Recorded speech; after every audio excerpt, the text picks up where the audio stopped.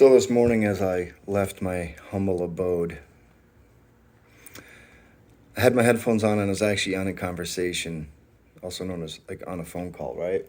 I'm walking down the road. I see somebody down the road, and it looks like they were coming towards me. I wasn't certain if they were walking in the same general direction as me or actually trying to get my attention. Kind of minding my own business. Plus, I was on a phone call trying not to be distracted. It takes a lot of energy for me to not be distracted. I even spoke louder while I was on the phone because I had headphones on that were obvious to see. Next thing you know, I go to turn the corner and there's this lady right next to me. And she asked me about the place I lived and if I knew certain people that lived there or if I just lived there. I get it. Like, basically, do you know your neighbors? Okay, it was like 7:30, maybe even 8 o'clock. I wasn't really paying attention at the time when this happened. And I could tell what type of person and what type of things this person was inquiring about based off some observations, not just of that moment, but of recent activity that has been going on. Also, because I am a little over 3.5 years sober now, and I used to be about that life. So I have a lot of compassion and empathy and understanding when it comes to that type of grips. But I didn't want to let that linger with me throughout the day, because a lot of times people will see that struggle that other people are going through. And it just reminds me of the, Father, forgive them, for they know not what they do. Words from Jesus Christ dying on the cross for all of humanity's sins so that we could be forgiven. That sacrifice that was made for the things that we do that we don't necessarily realize that we're getting ourselves into. And that's sin. Sin is all across the board. It's like ramen noodles. It's versatile. You know, one man's trash is another man's treasure. However you want to put it. Sin, for me, is anything that takes you away from God. It could be so many varieties of things. And it could not even be like the major top of the list things that pretty much anybody could identify. Like, if I were to go on the street and ask random people of all sorts of backgrounds, culture-wise, etc., nationalities, areas, whatever, just a variety of ages and different strokes of different folks, I guarantee you there would be somewhat of a baseline for themes as far as a various definition of sin. But I'm going to just call it across the board. Sin is anything that separates you from God. Now, it might separate you from God temporarily, or it might distance you from God longer than temporary. Thing is, there's a stereotype that a lot of, I'm going to call them evangelicals, but it's not limited to that. There's a stereotype with humans, on humans, towards humans, about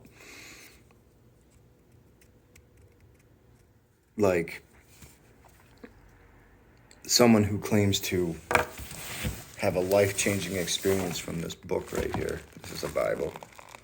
King James 1611, what?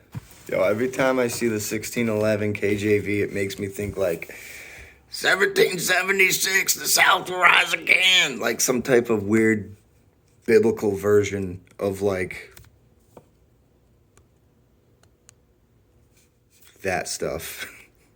But no, it's absolutely true though. 1611 KJV all the way. Yeah, all day, all night, 365, 24/7, whatever. Anyway, rabbit trail. So back to my encounter this morning. So I have a lot of compassion and empathy, and because I can relate, you know.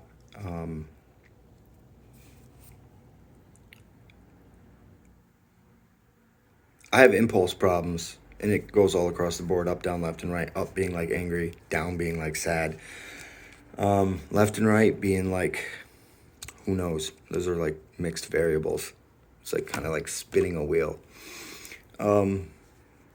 Which emotion is going to come out now?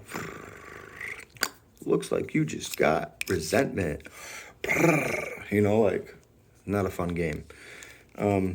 But people have this stereotype, not only within like Bible believing faith against other Bible believing faith believers, but just in general, just humans in general, like stereotypes. People love to encourage and donate to like charities that are all about like taking people out the mud and getting them from starting from the bottom, and now they're here or here. But the bar keeps on raising, right? Expectations suck.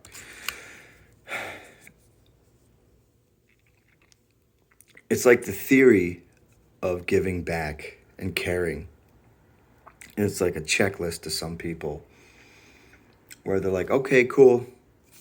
I'll give you some random examples. Read my Bible today while I was drinking coffee, check.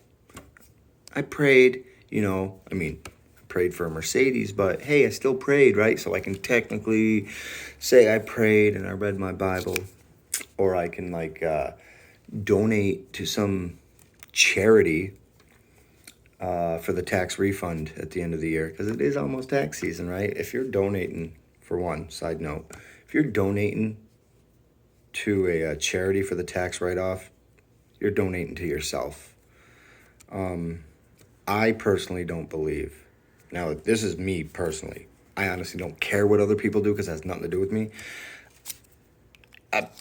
I've seen on tithing envelopes in various churches, and it says tax deductible, whatever. It's like an asterisk on the tithing, like whatever you give, it's tax deductible.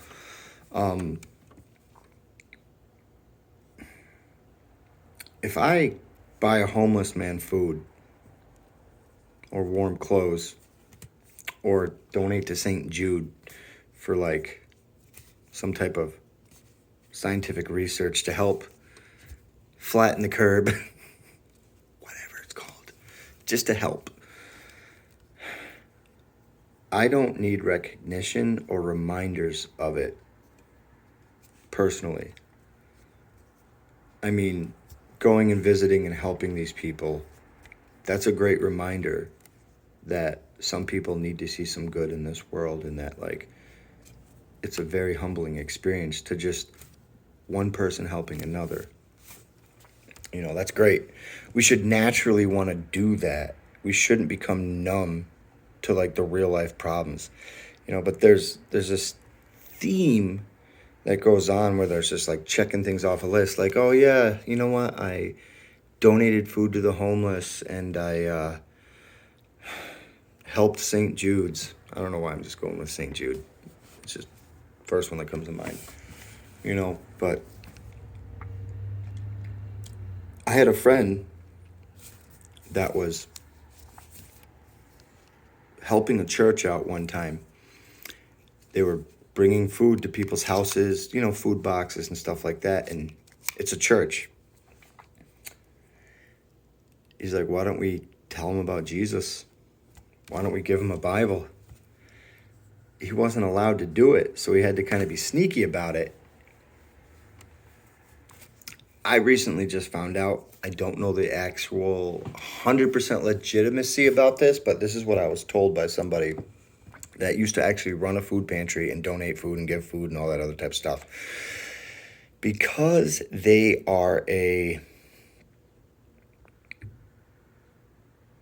they're not like a 501c3 or whatever, C3PO, whatever you want to call it, organization, if they are a 501c3, blah, blah, blah, type of organization, they're not allowed to do anything but give food and have food surplus distribution events, whatever you want to call food pantry on Saturday morning.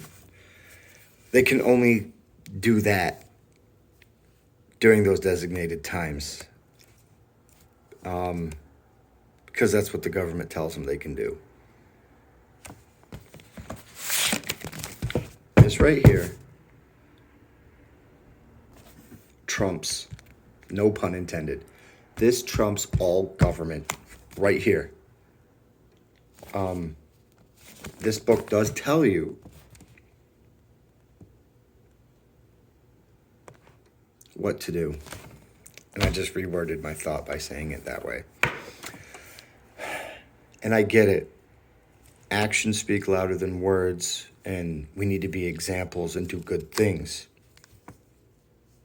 That's good. But it should be more than just a checklist.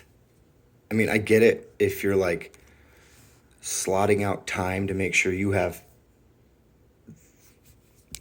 the right time to do certain things, you know, cook, clean, go to work, go grocery shopping, go to church, relax, whatever your checklist is, clean the lights, sweep the floor, run a marathon, donate to the homeless. I get like if you have to schedule that stuff in, or maybe you're forgetful and like you just need to like remind yourself or prepare yourself for whatever you need to do. Like you might need to take a nap before you go out and hand out food. I get those types of things. But if we are just like doing it for the appearance of good, but yet deep down inside, something in us might not want to like actually walk a mile in their shoes. Now, I'm not saying like I wish homelessness upon anybody, you know, but there's usually a source behind whatever the ailment is, you know. Rich people got problems.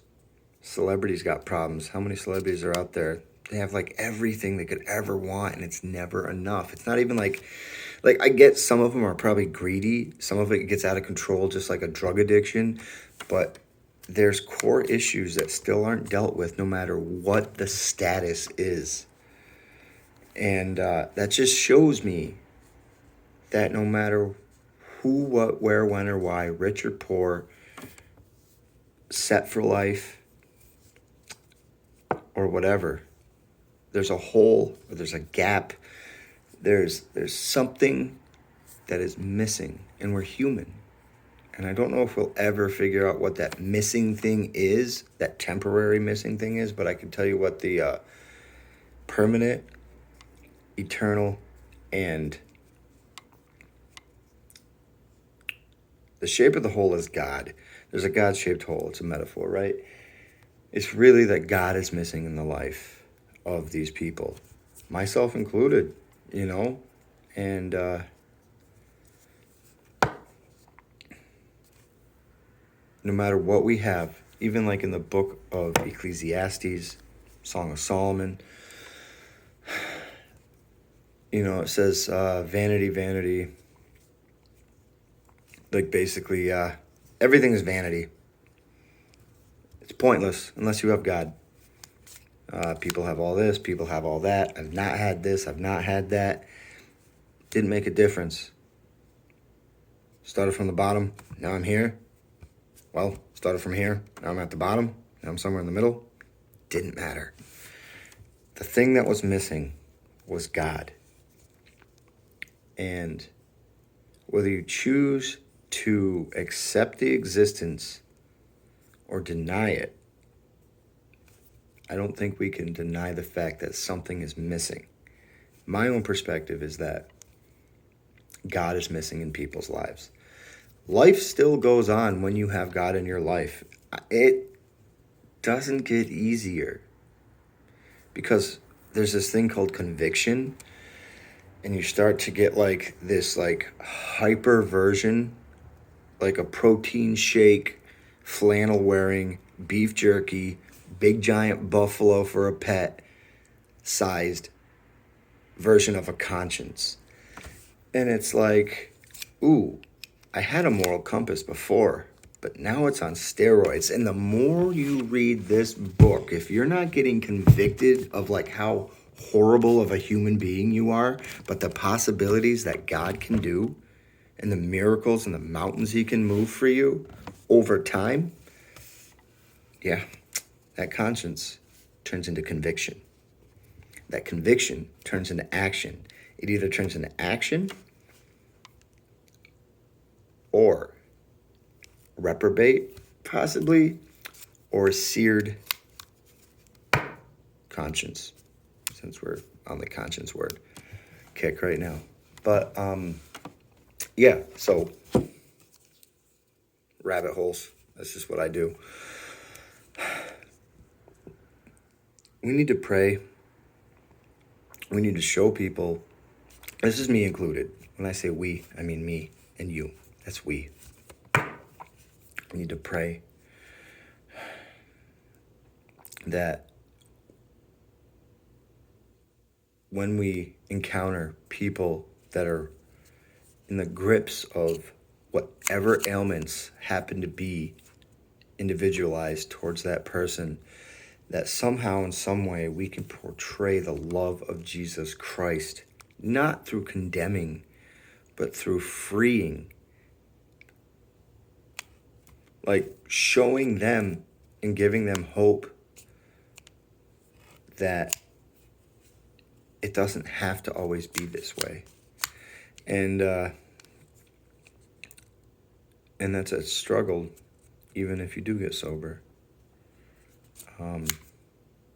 So I really don't know what the whole point of this was, but it was really that I can go one of two ways when I see something that is kind of like a bruise onto society, because I'm part of that bruise. I could see, like on the way home, right when I crossed the bridge and I got onto like the one alley I go down to shortcut to my house, on my way home from work after like, working during the day, less energy, a little bit more easily agitated, I see a needle on the ground. It's got a cap on it. It's safe. But my first immediate reaction, my first thought was, dude, kids can walk by this stuff, man. Like, at least throw it into the water for the ducks to choke on. I mean, that was literally my first thought. I'm not saying my thought was great, but like, I'm sure somebody was driving by in their car and missed because they were high and their aim wasn't correctly, so it bounced off the armrest of the friggin' the bridge or whatever, and they're like, oh, dang it, dude, I missed. I was trying to get the friggin' water, bro. Like, yo, if you missed your vein, you would have friggin' made sure you got the shot right? So, needle exchange program, by the way, exists for a reason. And you can also, not that many people want to do this, any doctor's office, any old folks home, any pharmacy,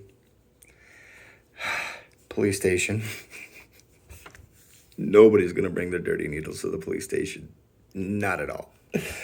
But there are places that you can dispose of these things properly. And if you can't do such a thing, I'm sure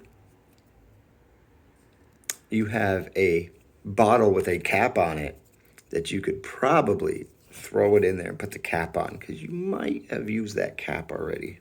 Just saying.